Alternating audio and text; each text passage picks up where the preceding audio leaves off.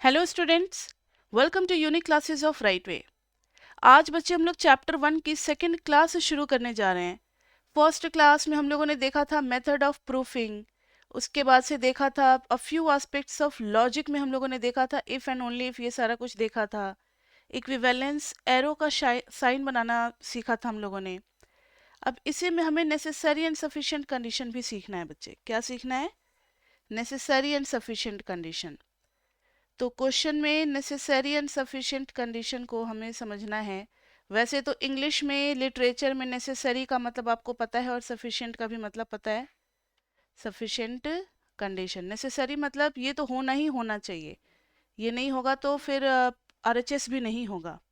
Sufficient में थोड़ा सा रिलैक्सेशन है, मतलब अगर P इम्प्लाइज Q है बच्चे, तो पता है यहाँ पर Q को हम क्या कहते हैं? This is necessary condition and this is sufficient condition. मतलब सफिशिएंट का होना बहुत जरूरी है फॉर द क्यू। जैसे ऑक्सीजन हमारे लाइफ के लिए जरूरी है, वैसे ही क्यू के लिए एस का होना बहुत जरूरी है। और फिर जैसे पानी है, पानी मिले या नहीं मिले थोड़ी देर तक तो जिंदा रह सकते हैं, वैसे ही उल्टा हो जाता है, क्यू इज कॉल्ड नेसेसरी। ठीक है, तो अब आप समझ गए हो, अगर ऐसे वाला एरो होगा तो इसमें सफिशिएंट ये, नेसेसरी ये, और अगर इस टाइप का है बच्चे तो ये उल्टा हो जाएगा। अब ये नेसेसरी हो जाएगा और ये सफिशिएंट हो जाएगा। और अगर बोथ साइडेड एरो है तो दोनों ही नेसेसरी सफिशिएंट हो जाएंगे, ये भी नेसेसरी सफिशिएंट और ये भी नेसेसरी सफिशिएंट, दोनों एक दूसरे के लिए नेसेसरी सफिशिएंट। जैसे कोई लिविंग पर्सन है तो उसकी सांस चल रही होगी, उसके नाक के पास ले जाओ या दिल की धड़कन को महसूस करो, फील करो, तो आप क्या कहोगे? इसकी धड़कन चल रही है, he is breathing so he is alive. या उल्टा भी कह सकते हो, he is alive so he is breathing. क्योंकि बिना ब्रीदिंग का लिविंग पॉसिबल नहीं है और बिना लिविंग का ब्रीदिंग भी पॉसिबल नहीं है, तो वहां पे इक्विवेलेंस एरो हम लोग लैंग्वेज में भी यूज कर सकते हैं। तो breathing is necessary and sufficient condition for living, and living is also necessary and sufficient condition for breathing. ठीक है बच्चे, तो जो लास्ट क्लास में हमने कुछ एग्जाम्पल्स किए थे ना, एक बार जरा उन पे एक नज़र डाल ले कि कौन कौन सा ABCDE जो किया था इसमें कौन कौन से नेसेसरी और सफिशिएंट है। तो जरा बताना कि नेसेसरी कौन सा होगा। ये इफ एंड ओनली इफ है तो ये भी नेसेसरी सफिशिएंट, ये भी नेसेसरी सफिशिएंट। ठीक है, दोनों ही नेसेसरी सफिशिएंट कंडीशन है बच्चे। अब यहाँ देखो, ये एरो है, एरो है तो इसका मतलब क्या हो गया? एरो हो गया उधर से इधर की तरफ, तो this is necessary and this is sufficient. मतलब जहां से एरो शुरू होता है वो होता है सफिशिएंट, ये होता है नेसेसरी। तो ये आपको लिखने को आ सकता है कि write down the necessary and sufficient condition. अभी तो बच्चे हम लोग चैप्टर 1 पढ़ रहे हैं, काफी कुछ नॉलेज हुआ भी नहीं है। तो चैप्टर 1 में जितना अभी हमारे पास 12th तक का नॉलेज है ना, उसी से related necessary and sufficient condition discuss किया गया है चैप्टर 1 में। लेकिन एग्जाम में इतना इजी नहीं आता और चैप्टर 1 के ही स्टेटमेंट्स नहीं होते। पूरे सिलेबस से कहीं से भी उठा करके कोई भी दो स्टेटमेंट को जोड़ देंगे और बोलेंगे कि इसमें पता लगाओ नेसेसरी सफिशिएंट क्या है। तो जो बच्चा पूरा एमएमई किया हुआ होगा वही जज कर पाएगा कि कौन सा नेसेसरी है, कौन सा सफिशिएंट है। तो ऐसे कुछ क्वेश्चन 10 ईयर्स में है, प्रीवियस ईयर में पूछे जा चुके हैं, लेकिन उनको भी डिस्कस करने का फायदा ही नहीं, क्योंकि अभी आपको समझ में नहीं आएगा। तो जब हम पूरा चैप्टर 9 तक कर लेंगे ना, उसके बाद से उन क्वेश्चंस पे हम लोग हाथ डालेंगे। तो अभी तो सिर्फ जो बेसिक बेसिक क्वेश्चन है उन्हीं को कर रहे हैं। अब इसमें देखो, ओनली इफ में एरो ये है तो this is sufficient, sorry, this is sufficient and this is necessary. जहां से एरो शुरू होता है दैट इज कॉल्ड सफिशिएंट, और जहां पे जाके खत्म होता है that is called necessary condition. अब इधर आ जाओ डी में, इफ एंड ओनली इफ है तो यहाँ तो दोनों ही necessary sufficient, this is also necessary sufficient. समझ में आ रही है बात बच्चे? कहीं भी कोई डाउट हो तो आप बीच में पूछ सकते हो। यहाँ देखो, सिर्फ राइट साइड वाला एरो है तो this is sufficient and this is necessary. तो this is sufficient condition and this is necessary. तो मेरे ख्याल से अब आप समझ चुके हो if and only if, arrow का साइन और नेसेसरी सफिशिएंट। तो ये जो क्वेश्चन है ये तीन तरीके से पूछे जा सकते हैं। इफ, तीन वेज हैं। पहला है इफ, ओनली इफ और इफ एंड ओनली इफ। फिर दूसरा है यूजिंग एरो, एरो यूज करके लाइक दिस वे और लाइक दिस वे। और तीसरा है नेसेसरी सफिशिएंट कंडीशन। इनमें से कोई भी एक पेपर में आता है, 3 से 4 नंबर का क्वेश्चन। शुरुआत फर्स्ट क्वेश्चन में ही मिल जाता है ये। ठीक है बच्चे। तो अब हमने पूरे तरीके से मेथड ऑफ प्रूफिंग और नेसेसरी सफिशिएंट और ये लॉजिकल बातें कर ली हैं। अब थोड़ा सा हम लोग आते हैं, छोटे छोटे और भी बहुत सारे टॉपिक्स हैं। मेथड ऑफ कॉन्ट्राडिक्शन में एक क्वेश्चन है, उसको करते हैं, उसके बाद से नया टॉपिक शुरू करेंगे, मैथमेटिकल इंडक्शन। एक क्वेश्चन रहता है, prove that root two is an irrational number. किसको किसको ये आता है? पढ़ रखे हो सबने, 9th 10th में पढ़ा हुआ है। आता है ना? ठीक है, ये आप लोग पहले भी पढ़ चुके हो। रैशनल नंबर का डेफिनेशन मुझे कोई बता सकते हो? बोलो। यस, क्या नाम है? कोमल मिश्रा ना? यस कोमल मिश्रा, आप बताओ क्या होगा। ठीक है, कौन बोल रहा था? ठीक है, 1 by 1 अभी आकाश बोल रहा है, तो आकाश बोलो।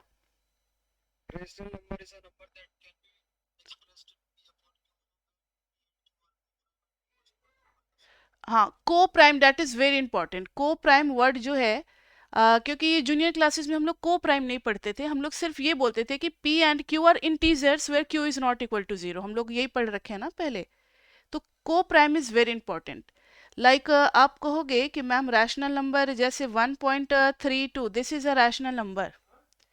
आप इसको सिंपलेस्ट वे में लिखोगे तो दिस विल बी 132/100। अब इसको जरा कैंसिल करो तो 2 से गया 50, 2 6 जा 2 6 जा, फिर 2 से गया 33, 25।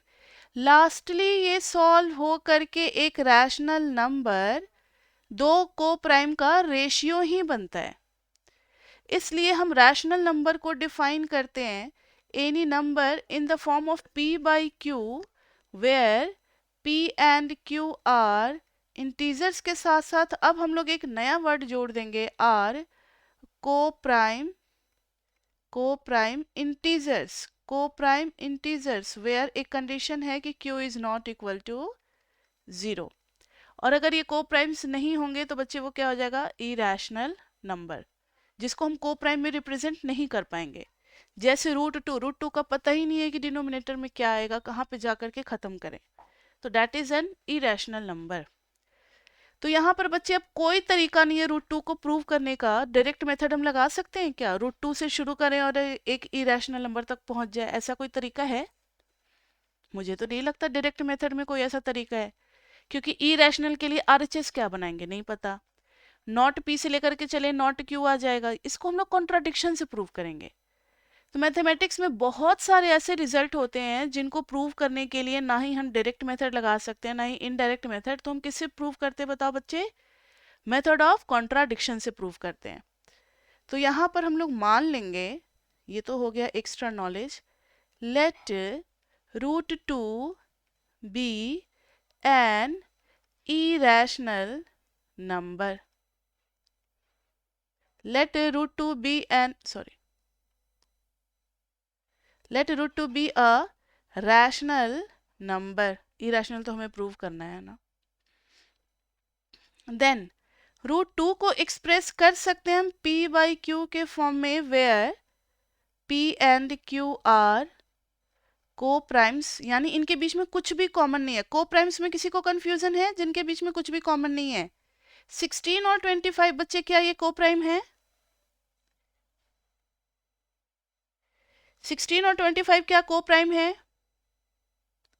16 इज अ कॉम्पोजिट नंबर जिसके बहुत सारे फैक्टर हैं, 25 के भी फैक्टर से 5, लेकिन दोनों एक दूसरे के लिए को प्राइम माने जाएंगे क्योंकि इनका कोई कॉमन फैक्टर नहीं है 1 को छोड़ करके।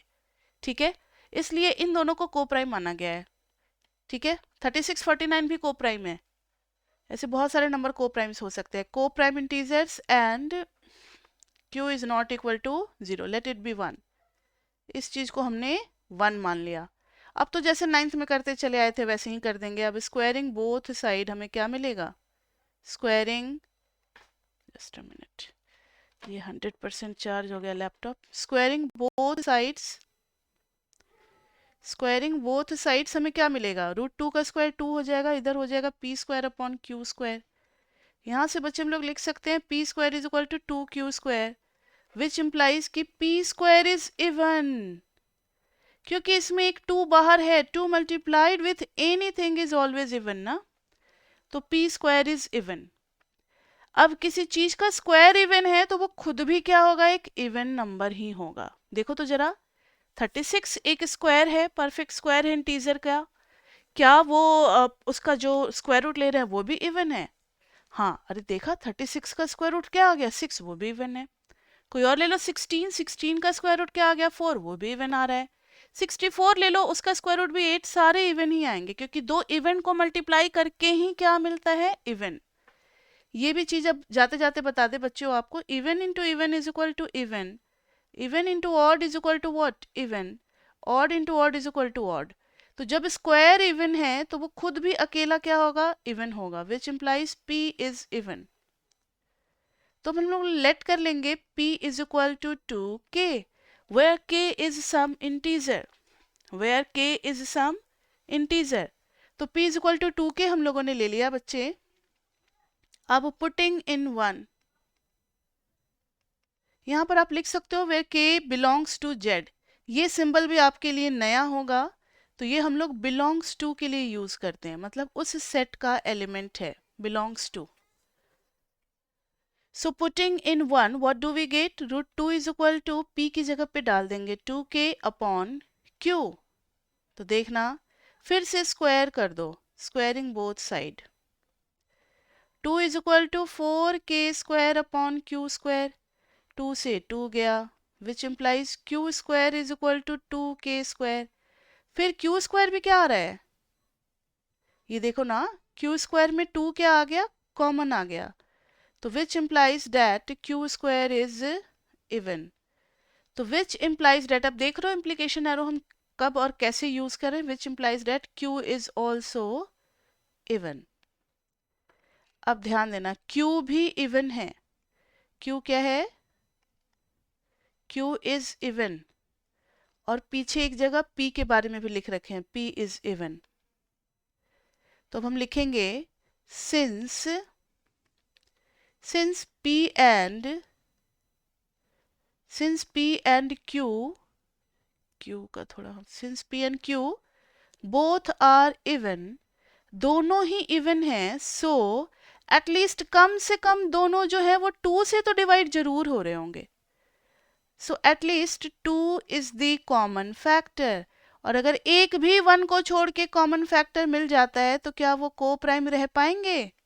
सो p and q are not coprimes, so p and q are not co-primes, hence our assumption is wrong, hence our assumption is wrong। तो हम लोगों ने जो assumption माना था कि p q को co-prime होते हुए रूट 2 जो है वो एक रैशनल नंबर हो जाए, वो गलत है।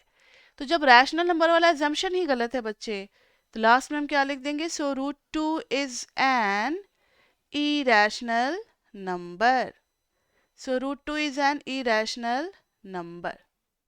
ठीक है, तो यहाँ पर हमने कौन सा मेथड लगाया, कॉन्ट्राडिक्शन का मेथड लगाया, मतलब ऑपोजिट चीज प्री एज्यूम कर लिया आपने मन में, फिर लास्ट में कॉन्ट्राडिक्शन स्टेटमेंट पे पहुंचे, फिर हमने जाकर के अपने एजम्पशन को चेंज कर दिया। ठीक है बच्चे, यहाँ तक।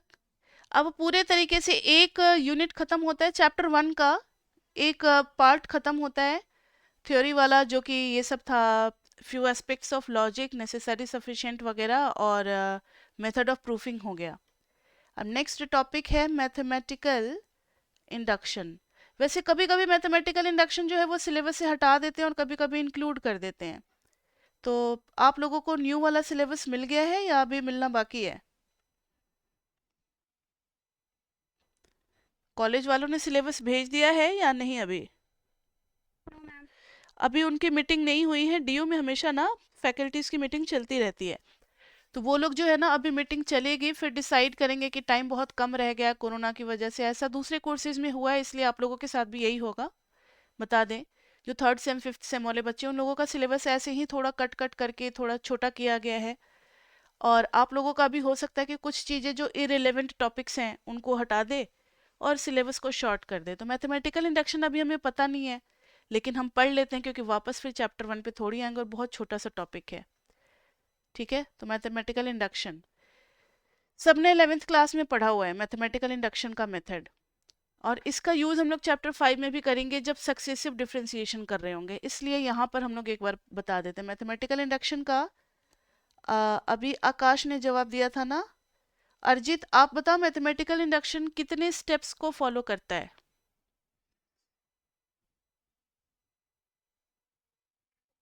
यस अरिजीत, मैथमेटिकल इंडक्शन में क्या बेस होता है, हम लोग कैसे किसी भी चीज को प्रूव करते हैं?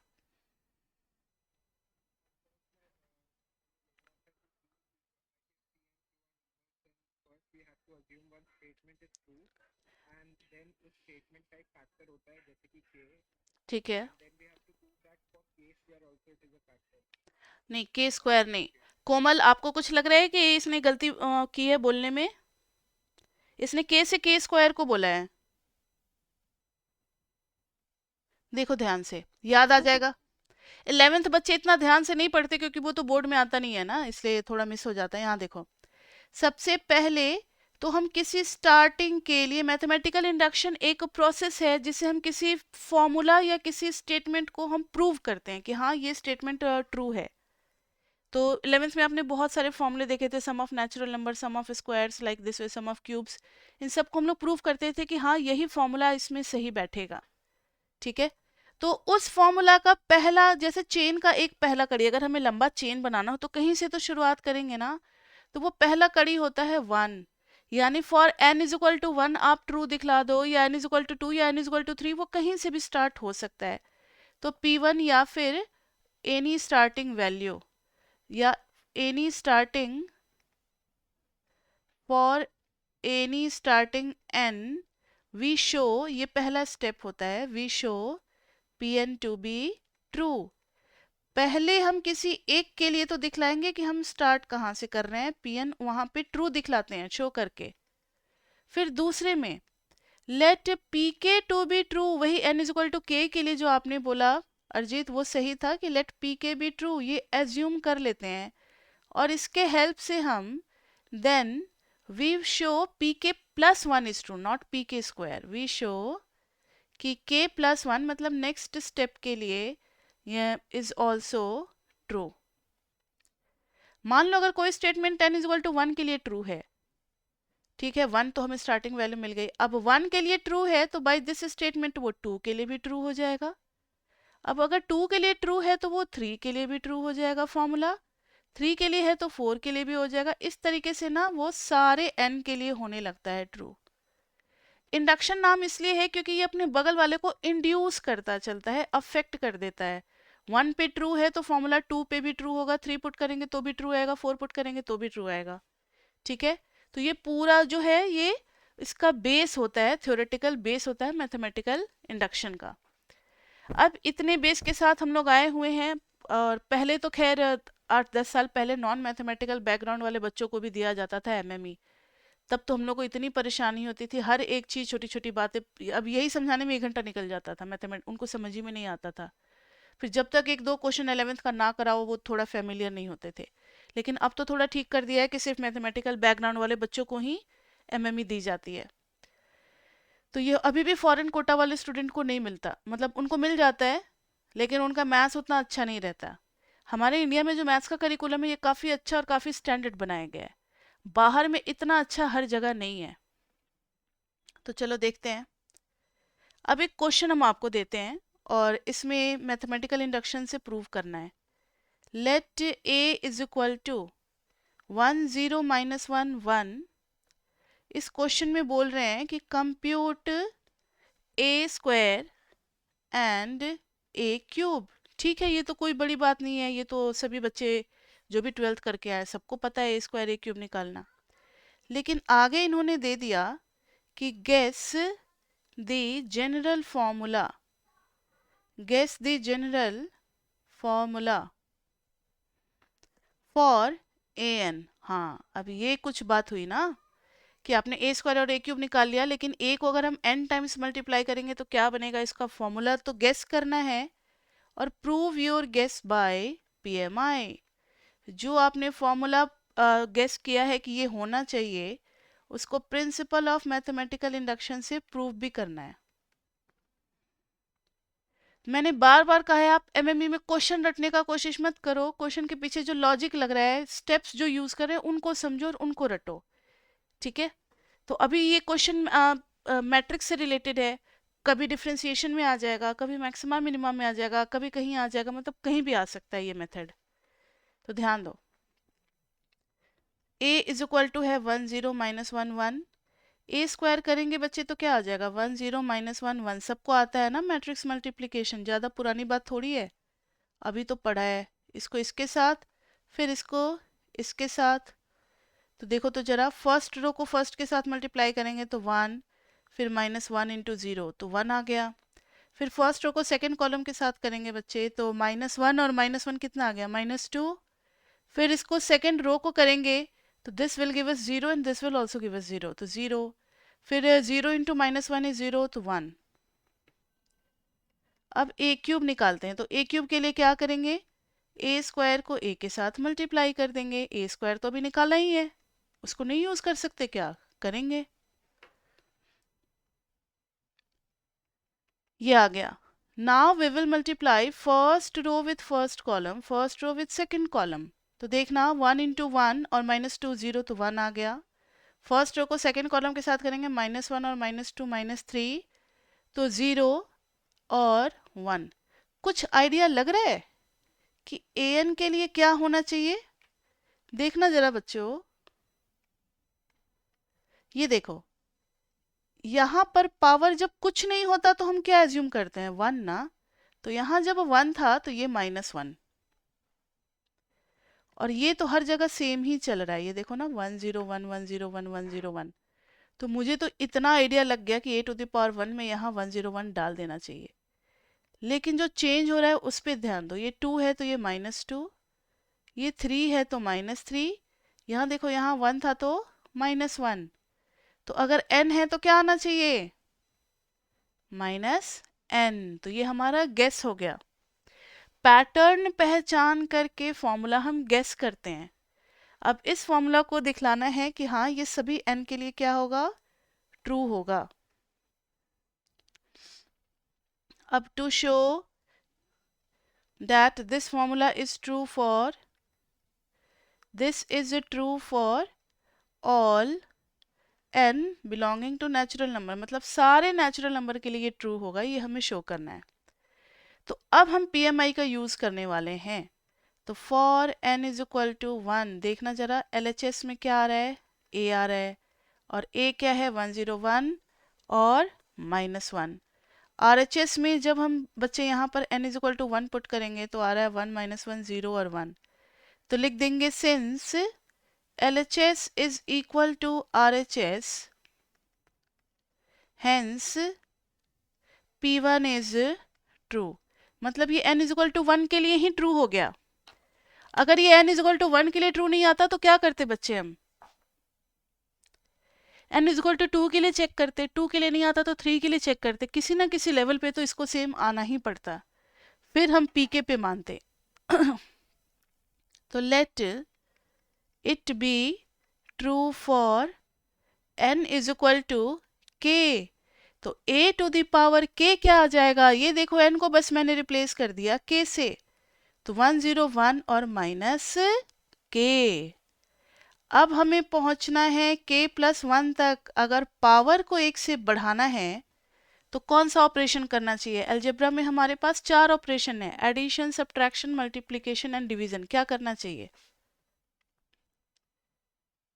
दोनों साइड मल्टीप्लाई करना चाहिए।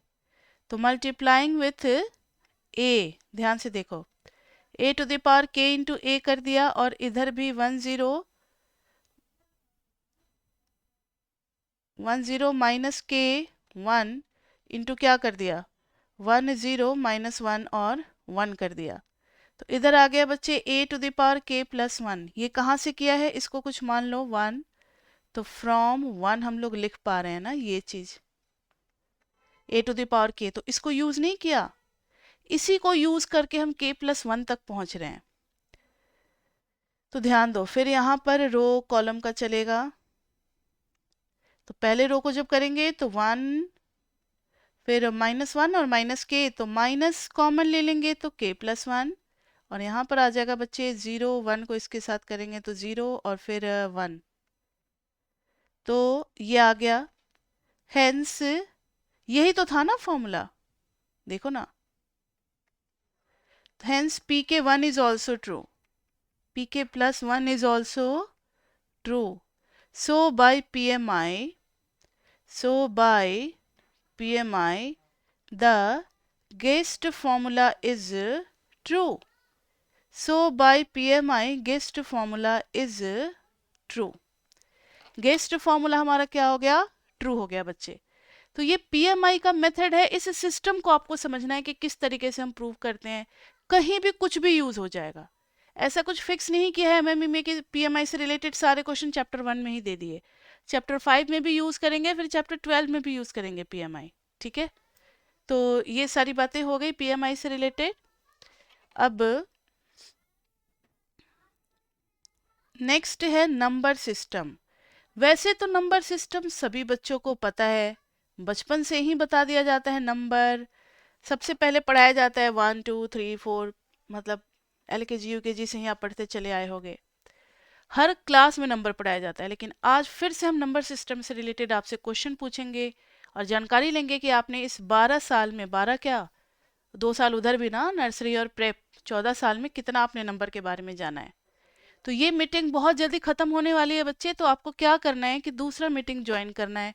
क्लास तो अभी हमारी खत्म नहीं हुई है, class is still 4 o'clock, so you have to join another meeting just now I am creating. Okay, इस मीटिंग को हम स्टॉप कर रहे हैं, दूसरा मीटिंग आपको ज्वाइन करना है। तो बच्चे नंबर सिस्टम के बारे में आज हम लोग फिर से पढ़ेंगे। हर क्लास में नंबर सिस्टम पढ़ाया जाता है। सबसे पहले नंबर सिस्टम को दो ब्रॉडली पार्ट में डिवाइड किया गया है। वो कौन कौन सा है? तो first is real number system and second is complex या फिर इमेजिनरी। कॉम्प्लेक्स और इमेजिनरी से आप सभी वाकिफ हो, तो मुझे बताने की ज़रूरत नहीं है कि किस टाइप के नंबर को हम कॉम्प्लेक्स और इमेजिनरी कहते हैं। जिनका स्क्वायर क्या आ जाए, नेगेटिव आ जाए, नेगेटिव का अंडर रूट लेते हैं ना, तब आयोटा मान लिया गया, इमेजिन कर लिया गया। Such type of number does not exist in real sense, लेकिन मान लिया गया है, तो आयोटा वाले। And there is a good news that in M M E we don't have to read about complex और इमेजिनरी नंबर। तो ये पार्ट तो गया आपके कोर्स से, ठीक है। और दूसरा चीज है वो है ट्रिगो। ट्रिग्नोमेट्री कितना आपको परेशान करता था, डिफरेंशिएशन में, इंटीग्रेशन में, हर जगह। ट्रिगो का भी हमें कोई यूज नहीं करना। एक छोटे से जगह पे बस कॉस थीटा का यूज है चैप्टर 12 में, ट्रिगो का बस उतना ही यूज है और कहीं कुछ नहीं है, ठीक है। तो हम ट्रिगो से भी बच गए, कॉम्प्लेक्स नंबर भी हमें नहीं पढ़ना, हमें सिर्फ रियल नंबर पढ़ना है, क्योंकि हम पढ़ रहे हैं MME, mathematical methods for economics, और ये बिजनेस के लिए पढ़ रहे हैं। और बिजनेस में आयोटा का कोई रोल ही नहीं है। क्या हम कभी बोलते हैं कि मुझे 50 आयोटा का प्रॉफिट हो गया है? ऐसे कुछ नहीं होता। Iota has nothing to do with business, इसलिए वो गया हमारे कोर्स से, ठीक है बच्चे। रियल नंबर सिस्टम के लिए देखो, नंबर सिस्टम तो आप पहले भी पढ़े होंगे, लेकिन किसके लिए हम कौन सा लेटर यूज करेंगे, लेटर आपको लर्न होना चाहिए। Like capital R we will be using for real number set, ठीक है। रियल नंबर में आर पॉजिटिव भी होता है और आर नेगेटिव भी होता है। आर पॉजिटिव में बच्चे जीरो नहीं आएगा, आर नेगेटिव में भी जीरो नहीं आएगा। आपके दिमाग से हम जीरो वाला कॉन्सेप्ट को क्लियर कर दें। लाइक अगर ये इंडिया है और ये पाकिस्तान है, this is India and this is Pakistan, तो बॉर्डर पे ये नहीं देखोगे कि बीच में बस एक लकीर खिंच गई, थोड़ा सा ना नो मैंस लैंड होता है। अगर कोई गलती से इसमें चला गया तो उसको हम क्या कहेंगे, ये इंडिया का है या पाकिस्तान का है?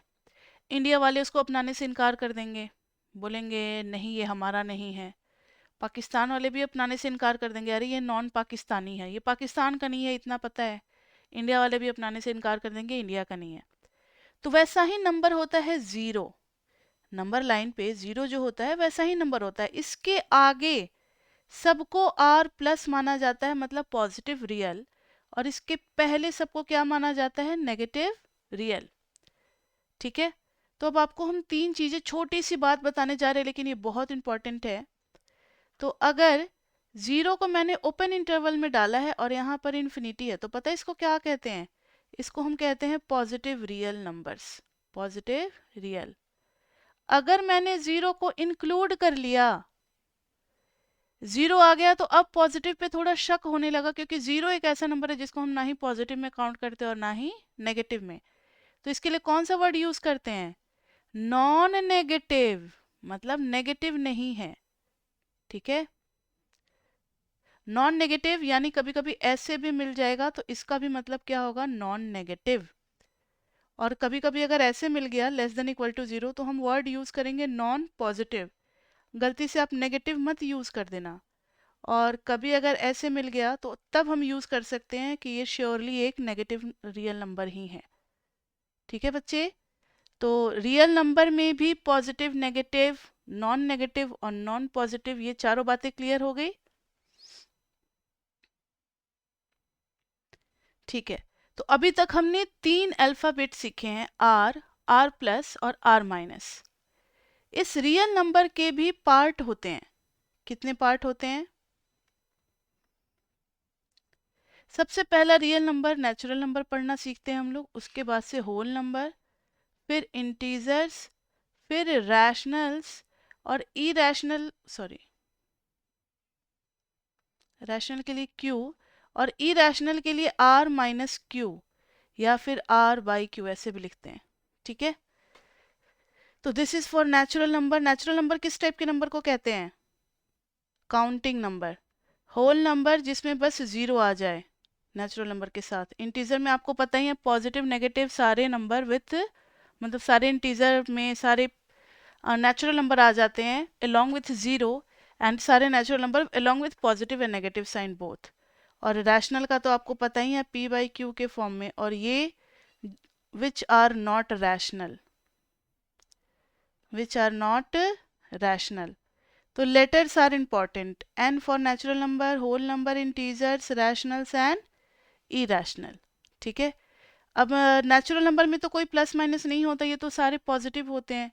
होल नंबर में बच्चे पॉजिटिव हो सकता है, और इसमें तो पॉजिटिव और नेगेटिव दोनों होते ही होते हैं, इसमें तो कोई, और इसमें भी पॉजिटिव और नेगेटिव होते हैं। ठीक है, इरैशनल में भी पॉजिटिव एंड नेगेटिव होते हैं। अब आपसे एक हम सवाल करते हैं कि इज 0 अ रैशनल नंबर? जल्दी बताओ।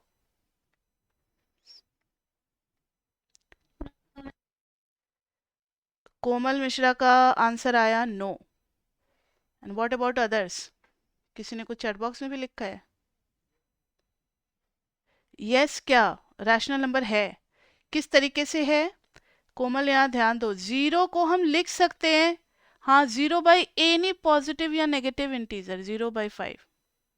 ठीक है, कुछ भी, 0 बाई 1, 0 बाई 2, 0 बाई 3, कुछ भी लिख दो।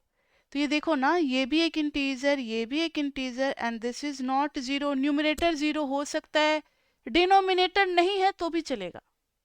ठीक है, सॉरी मैंने उल्टा कह दिया, डिनोमिनेटर 0 नहीं हो सकता, न्यूमरेटर 0 हो तो भी चलेगा।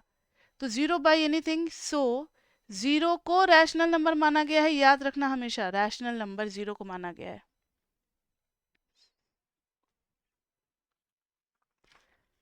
ठीक है, तो ये था नंबर सिस्टम। इस नंबर सिस्टम का बहुत बड़ा रोल है हर चैप्टर में, हर जगह डिसाइड करते वक्त। जब हम चैप्टर 2 में डोमेन एंड रेंज पढ़ते हैं, आप सब चैप्टर 2 का ट्रायल क्लास लेकर के मेरे पास आए होंगे। चैप्टर 2 में मैंने डोमेन में एक बात बताई थी। ठीक है, अगर आप लोग पढ़े होगे तो, या नहीं तो पढ़ोगे चैप्टर 2 में, जो बच्चे पढ़ चुके हैं उनको समझ में आएगा, जो बच्चे नहीं पढ़े उनको भी समझ में आएगा, क्योंकि आगे पढ़ने ही वाले हैं। ये रूट अंडर एफ एक्स जब हम लोग डिफाइन करते हैं तो लिखते हैं इज डिफाइंड ओनली इफ, तभी डिफाइंड होगा जब f x is greater than equal to 0। तो हम इसके लिए नॉन नेगेटिव फंक्शन भी यूज कर सकते हैं। अब आप अगर इसको प्योरली एक लैंग्वेज में ही बोलना चाहते हो तो क्या बोलोगे कि square root of a function is defined only if the function is a non negative function. So square root of non negative function is only defined. ठीक है, मतलब 0 भी एक्सेप्टेबल है, पॉजिटिव भी आ सकता है। तो ये सब जो अब हम जितना भी वर्ड यूज करेंगे, आप सोच समझ करके और संभल करके यूज करना है। अब आप कोई छोटे स्कूल के बच्चे नहीं रहे, अब आप कॉलेज में आ गए हो, अब आप क्या कर रहे हो, ग्रेजुएट हो रहे हो। ग्रेजुएट का मतलब प्रतिष्ठित व्यक्ति होता है। तो अब आपको हर बात अपनी सोच समझ करके तौल करके बोलना है, ताकि सामने वाला उसको गलत ना ठहरा पाए और उसको मजाक ना उड़ा पाए क्योंकि आप जब ग्रेजुएट हो जाओगे तो आप सम्मानित व्यक्ति माने जाओगे सोसाइटी में। तो अभी से आप हैबिट डाल लो, मैथ्स में बिना सोचे समझे कुछ भी नहीं, मेरे सामने तो खैर बोलोगे ही, सीख रहे हो ना, लेकिन दूसरे प्लेटफॉर्म पे आप सोच समझ करके बोलोगे, ठीक है। मेरे सामने तो आप कुछ भी बोल दो, सब चलता है, क्योंकि नहीं गलत बोलोगे तो सीखोगे कैसे सही चीज क्या है। तो टीचर तीन लोगों से कुछ नहीं छुपाते, पता है कौन कौन? टीचर, वकील और डॉक्टर। अगर टीचर से छुपा दिए, टीचर के सामने आप मुस्कुराते रहे yes ma'am yes ma'am yes ma'am, तो टीचर को लगेगा बच्चा को सब समझ ही में आ रहा है, टीचर आगे बढ़ता चला जाएगा, तो वो चीज़ छूट गया जो चीज़ आपको समझना बहुत ज़रूरी था। डॉक्टर को अगर गलत बता दिया इंप्रेशन में कि नहीं मेरा पेट दर्द नहीं होता, मुझे गैस नहीं होता, सब कुछ ठीक है, तो वो कुछ अलग ही मेडिसिन लिख देगा और आपका इलाज नहीं हो पाएगा। वकील से अगर सच छुपाया तो वकील बस पैसे खाता रहेगा, केस की तारीख बढ़ती रहेगी। तो ये तीन लोग जो है ना, ये जिंदगी भर पढ़ाई करते हैं।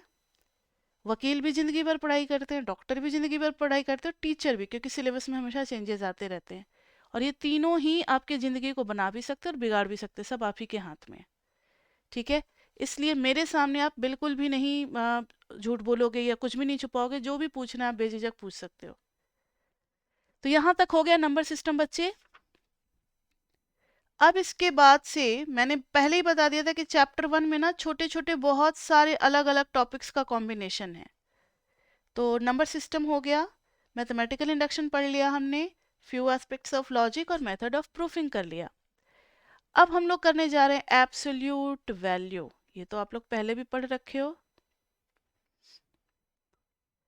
12th में भी पढ़े होगे ना, इसका ग्राफ बनाना है एब्सोल्यूट वैल्यू का, 11th में भी पढ़े होगे।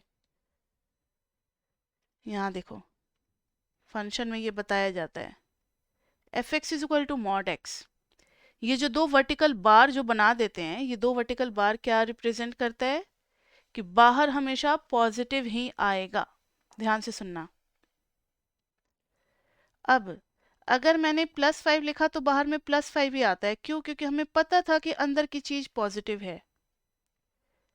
अगर मैंने -5 लिखा बच्चे, तो एक माइनस और लग जाएगा, तब जा करके बनेगा +5। क्यों लगाया? क्योंकि हमें पता था कि जो मॉडुलस के अंदर में है वो क्या है, नेगेटिव है। इसलिए अगर हमें पता है कि x पॉजिटिव है, तो हम लिख सकते हैं modulus x is equal to x। अगर हमें पता लग जाए कि x नेगेटिव है तो -x लिख देंगे इफ x इज नेगेटिव। ये डेफिनेशन है, और जीरो पे तो बच्चे जीरो चलता है। तो अगर पॉजिटिव है मॉडुलस के अंदर तो बाहर भी पॉजिटिव, नेगेटिव है तो एक माइनस लगाना पड़ेगा ताकि उसका नेगेटिव को मल्टीप्लाई करके ये पॉजिटिव बना सके, क्योंकि मॉडुलस फंक्शन कहता है आप अंदर में कुछ भी डालोगे इनपुट, आउटपुट क्या आएगा, हमेशा पॉजिटिव आएगा, ठीक है। मॉडुलस फंक्शन का इको में कहाँ यूज करते हैं, जैसे प्राइस, क्वांटिटी, कुछ भी होता है ना, लास्ट में कुछ भी रिजल्ट निकल करके आता है प्लस माइनस, हम इग्नोर कर देते हैं, कहते हैं कि this can not be negative, तो पॉजिटिव ही लेते हैं। तो मॉडुलस फंक्शन उन सब जगह पे यूज किया जाता है, काफी जगहों पे। हमें जो मॉडुलस में पढ़ना है ना, मॉडुलस के साथ इनइक्वलिटी को भी मिक्स करना है, modulus with inequality, inequality and equality दोनों। तो जरा इनइक्वलिटी में बताओ तो कितने टाइप की इनइक्वलिटी हम लोग को पता है। इनइक्वलिटी में सबको पता है, अगर ऐसे लिखते हैं तो इसका मतलब क्या होता है, a is smaller than b। अगर ऐसे वाला यूज करते हैं तो ग्रेटर के लिए, अगर ऐसे वाला यूज करते और इक्वल टू लगा देते हैं तो लेस देन और इक्वल टू बोलते हैं, मतलब LHS is less than equal to RHS। अगर ऐसे लगा दिए तो ग्रेटर देन इक्वल टू, क्या बोलते हैं इसको, ग्रेटर देन और इक्वल टू, मतलब कभी कभी इक्वल भी चल सकता है, लेकिन इनमें इक्वल एक्सेप्टेबल नहीं है, दोनों में। और लास्टली इज इक्वल टू है, तो ये तो आपको पता ही है, इज इक्वल टू। तो ये 5 सिंबल हमें देखने को मिलेंगे मॉडुलस के साथ, और इक्वेशंस होंगे, उनको सॉल्व करना होगा।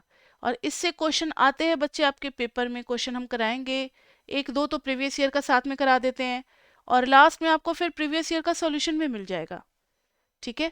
तो हम लोग प्रीवियस ईयर का पूरा पेपर भी सॉल्व करके बच्चों को बताते हैं।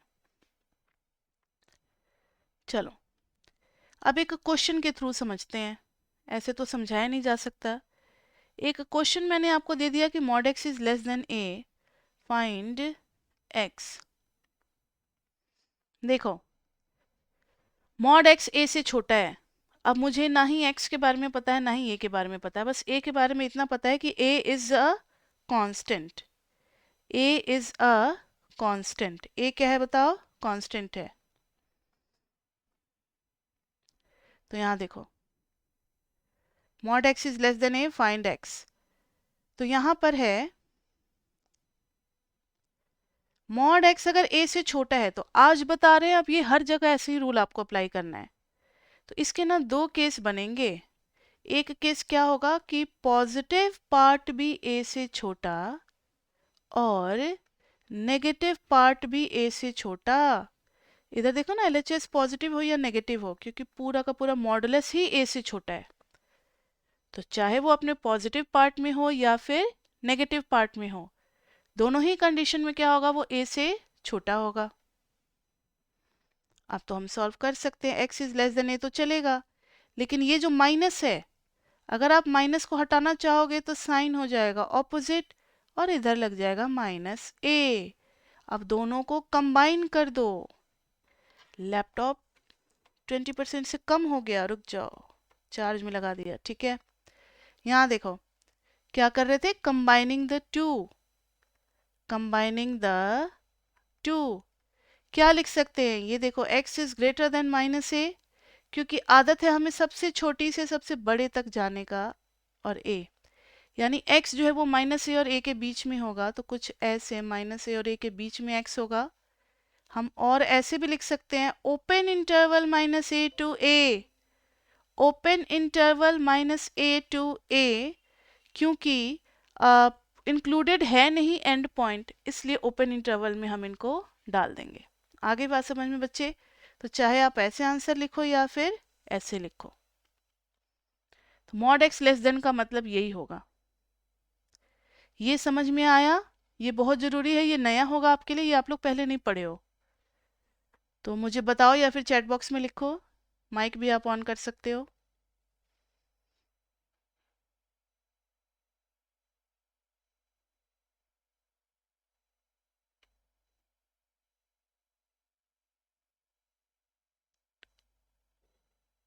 Yes ma'am, okay.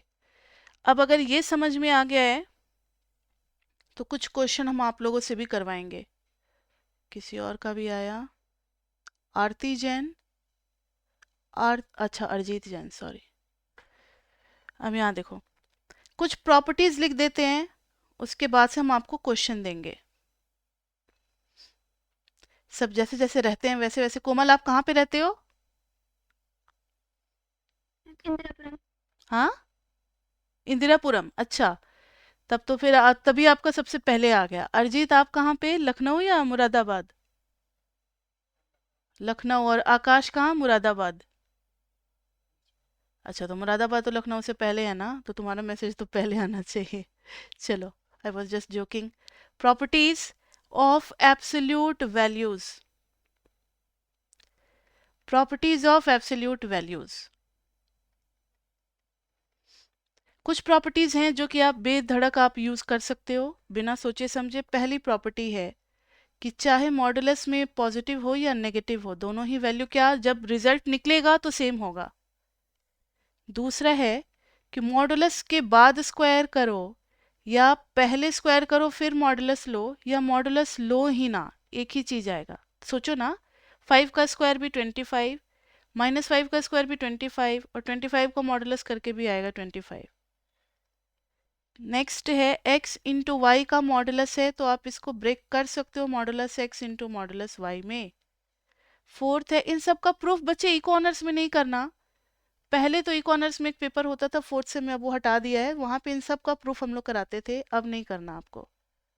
या हो सकता है आगे जब आप ऑप्शनल पेपर लोगे कैलकुलस और, तो उसमें कराना पड़ेगा, रियल एनालिसिस में भी। अभी नहीं करना आपको, एमएमई में नहीं है। Where y is not equal to 0।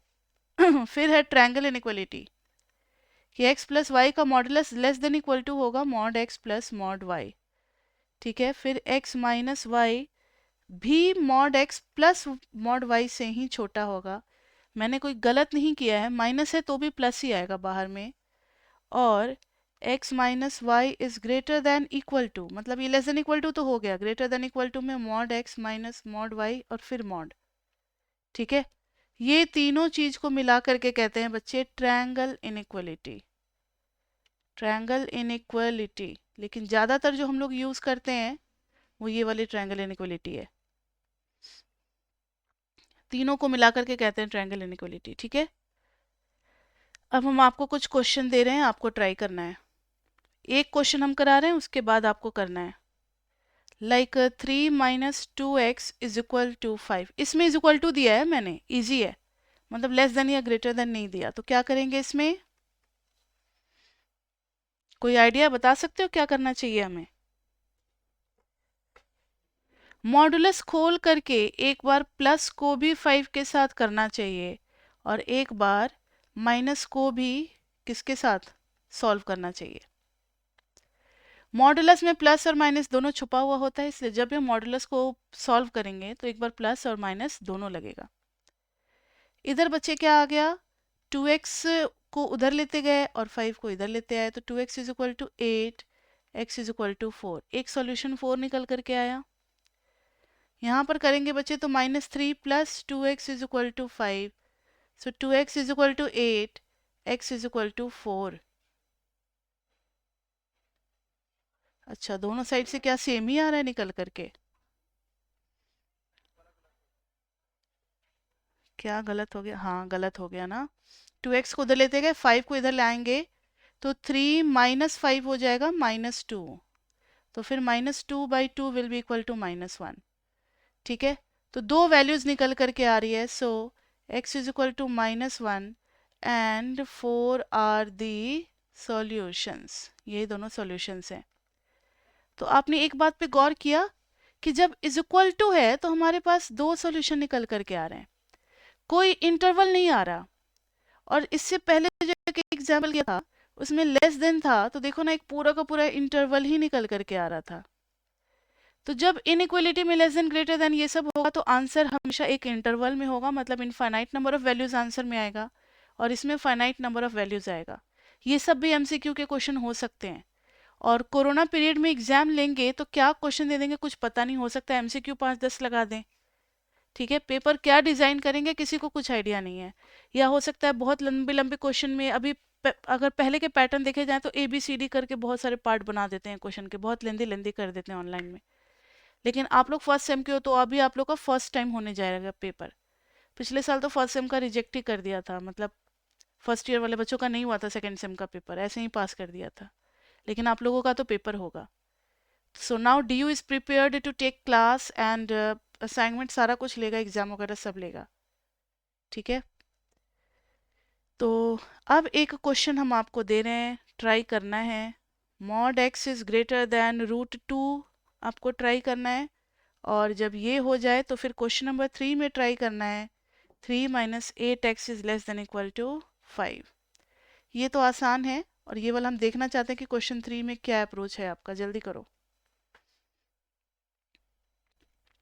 ना। उसी बच्चे क्वेश्चन नंबर 2, क्वेश्चन नंबर 2 में दे रखा है कि एक mod x is greater then 2, तो एक बार हम प्लस को खोलेंगे और एक बार माइनस को खोलेंगे। प्लस को रहने दो, माइनस को थोड़ा और सॉल्व कर रहे हैं तो x इज लेस देन -√2 आ गया।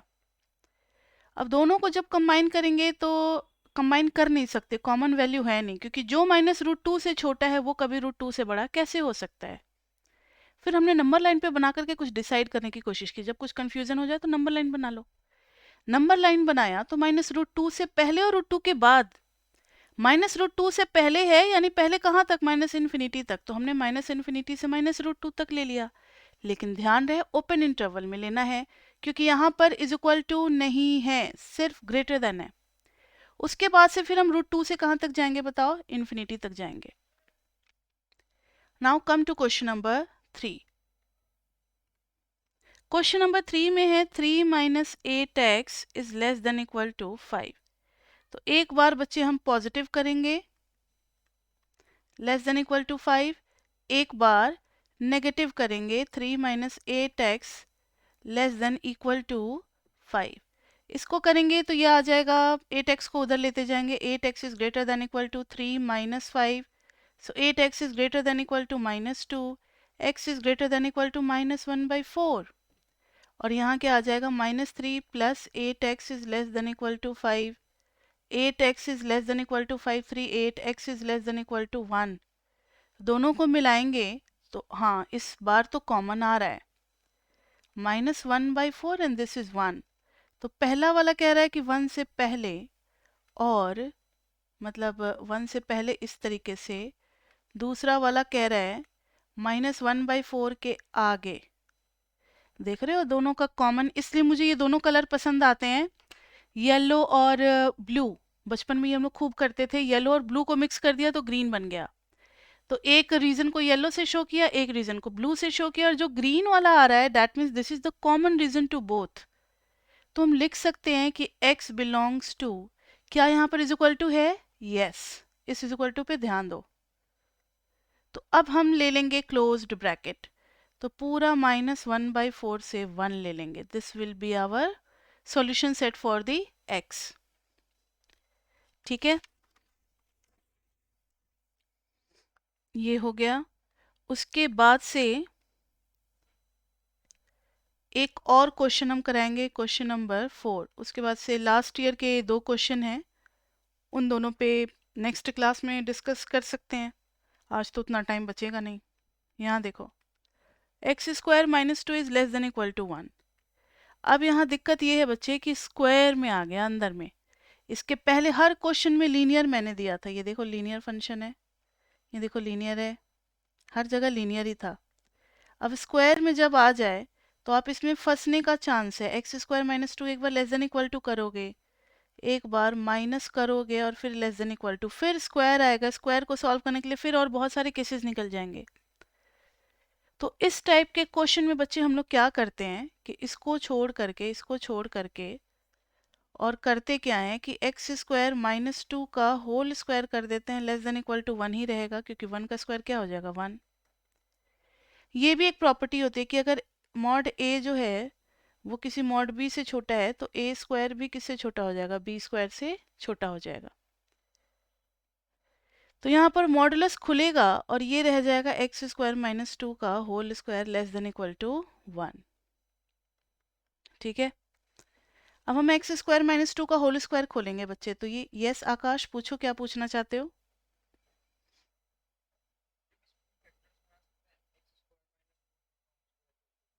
हाँ, वो भी कर सकते हो, लेकिन इसमें वो भी हम बता देंगे, दूसरा मेथड भी करा देंगे। अभी एक होल स्क्वायर वाला न्यू है इसलिए ये बता रहे हैं आपको, ठीक है, इसको हम बाद में बताएंगे। तो देखो जरा यहाँ पे x⁴ प्लस 4 माइनस 2 2 जा 4, इसको नाम दे देते हैं मेथड 1 या मेथड 2, और ये वाला जो था 2 केसेस में डिवाइड करके मेथड 1। दोनों ही केस आपको बता देंगे। आप खुद ही सोचोगे कि मेथड 2 में मैम कम टाइम लगेगा, मेथड 1 में ज़्यादा लग जाएगा। x⁴ plus 4 minus 4x² is less than equal to 1। सबको एक साइड लेते आओ, तो x⁴ माइनस 4x², और ये 1 इधर आएगा तो +3 is less than equal to 0। अब यहाँ पर इसको सॉल्व करने में प्रॉब्लम हो रही है क्योंकि पावर 4 है। तो देखो ना, इसके लिए एक टेक्निक है कि let x² is equal to y।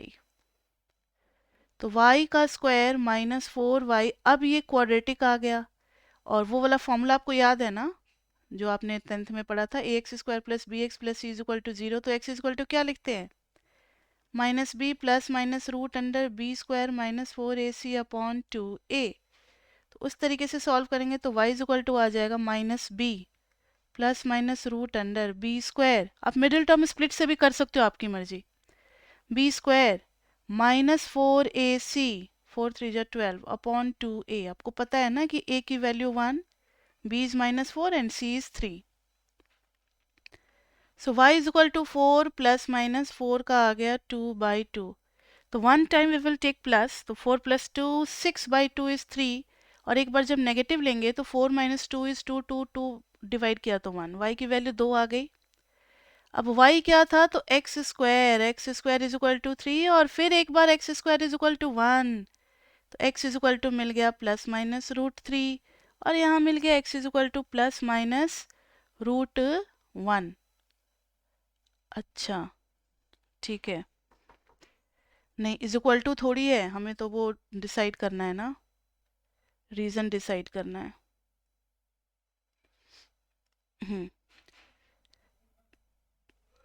तो ये देखो y इज इक्वल टू 3 और 1 है, तो अब हम डिसाइड करेंगे reason.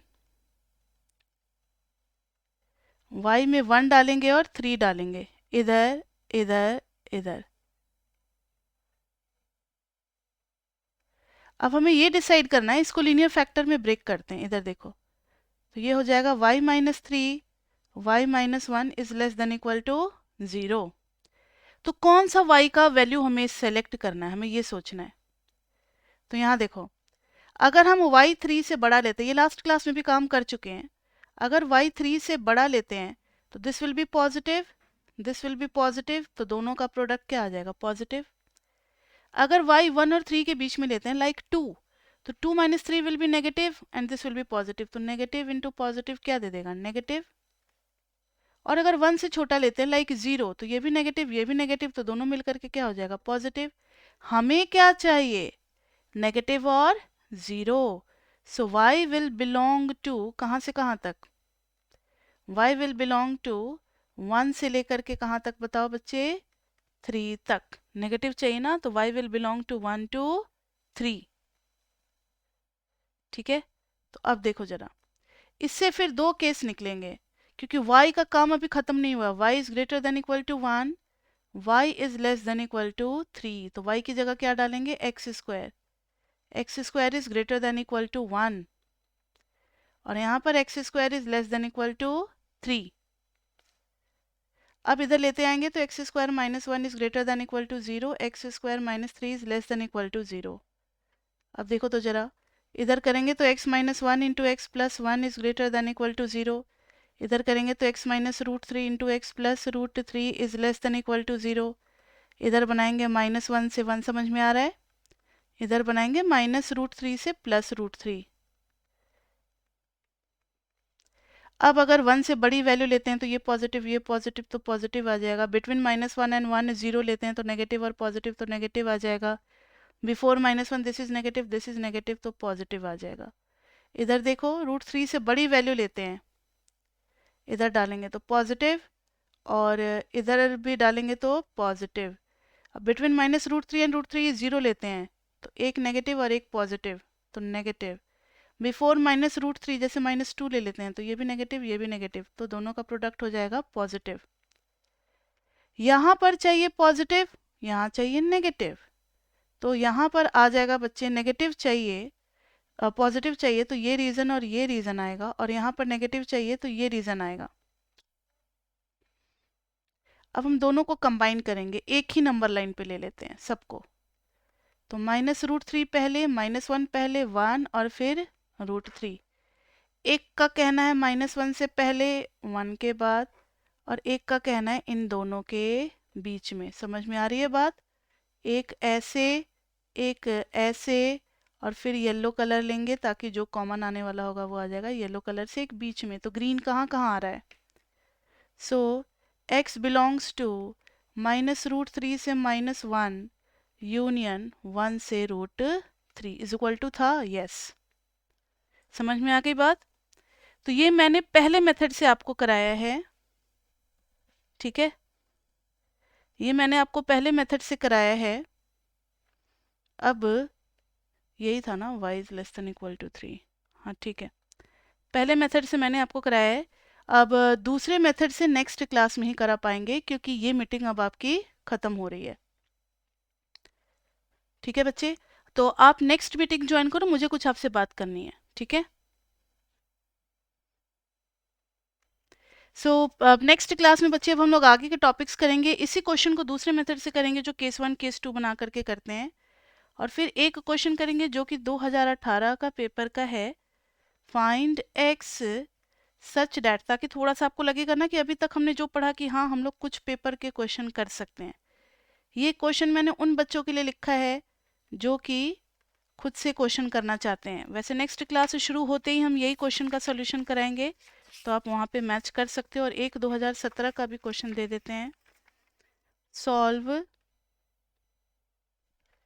3 to the power x minus 27 का cube plus 18 3 to the power x minus 27 का square is equal to 0 for x। दोनों क्वेश्चन में बच्चे हमें x निकालना है।